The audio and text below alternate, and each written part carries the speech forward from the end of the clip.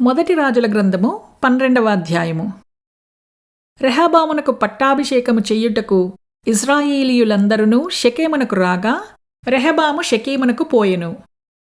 నేబాతు కుమారుడైన యరొబాము రాజైన సొలొమోను నొద్ద నుండి పారిపోయి ఐగుప్తులో నివాసము చేయుచుండెను.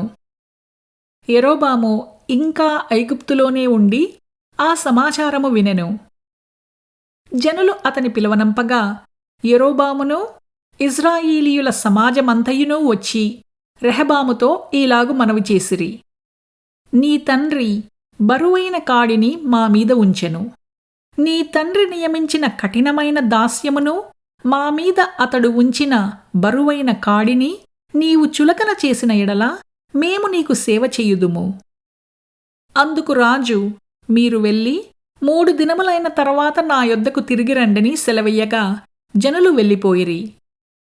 అప్పుడు రాజైన రెహబాము తన తండ్రి అయిన సొలొమోను బ్రతికియున్నప్పుడు అతని సముఖమందు సేవ చేసిన పెద్దలతో ఆలోచన చేసి ఈ జనులకు ఏమి ప్రత్యుత్తరమిచ్చెదనని వారినడుగగా, వారు, ఈ దినముననే నీవు ఈ జనులకు దాసుడవై వారికి సేవ చేసి మృదువైన మాటలతో వారికి ప్రత్యుత్తరమిచ్చిన ఎడల వారు సదాకాలము నీకు దాసులగుదురు అనిరి.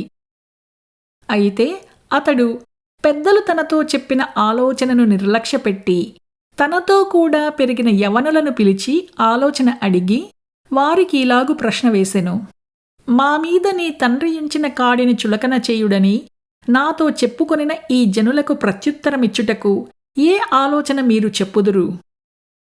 అప్పుడు అతనితో కూడా ఎదిగిన ఆ యవనస్తులు ఈ ఆలోచన చెప్పిరి: నీ తండ్రి మా కాడిని బరువైనదిగా చేసెను కాని నీవు దానిని చులకనగా చేయవలనని నీతో చెప్పుకొనిన ఈ జనులకు ఈలాగు ఆజ్ఞ ఇమ్ము: నా తండ్రి నడుమ కంటే నా చిటికెన వ్రేలు పెద్దదిగా ఉండును. నా తండ్రి మీ మీద బరువైన కాడిని పెట్టెను. సరే, నేను ఆ కాడిని ఇంకా బరువుగా చేయుదును. నా తండ్రి చెబుకలతో మిమ్మును శిక్షించెను.